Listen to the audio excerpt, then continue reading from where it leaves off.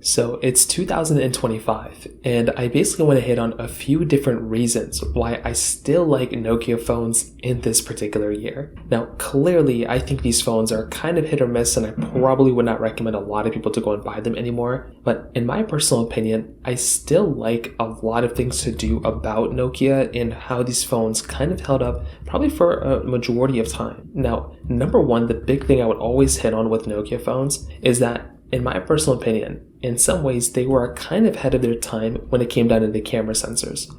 When I actually took a look at a lot of those Nokia phones, including the Nokia Lumia, their camera was actually very crazy. With it having like a 40 plus megapixel camera lens back in like, a decade ago, that was actually something crazy, because at that point, a lot of phones were still like 8 megapixels. So the fact that this phone was at that level was actually pretty insane in and of itself. So personally for me, I think that was a really cool thing. Another really big advantage for something about these Nokia phones was actually the battery life. The battery life of these phones was actually pretty insane. There were lots of Nokia phones that came out that could last so many days on a single charge. And this is in and of itself another one of those very, very crazy things to kind of keep in mind here when it comes down to these types of devices. Because you were able to go through, pick up something like one of these Nokia phones, and you're still able to get a very solid, battery life from these phones. Nowadays, it's a little bit different. But back then, that definitely was a pretty big, a feature set or a pretty big advantage of buying something like a Nokia phone. On top of that, because some Nokia phones did have, Windows experience, some of them also had Android. So that means that you could have switched, if you had a Nokia phone that you liked, and if you liked Windows operating system, you could have used Windows back then, or you could have used Android. It really just depended on what you wanted to use. And on top of that, because Nokia phones, they weren't, they had a range in price of what you could buy for,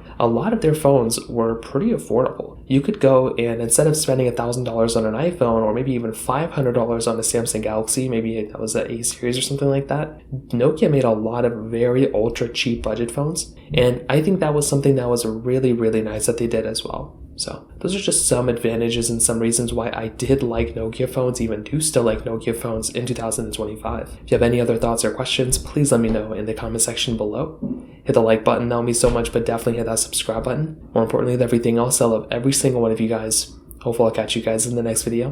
Peace out till then.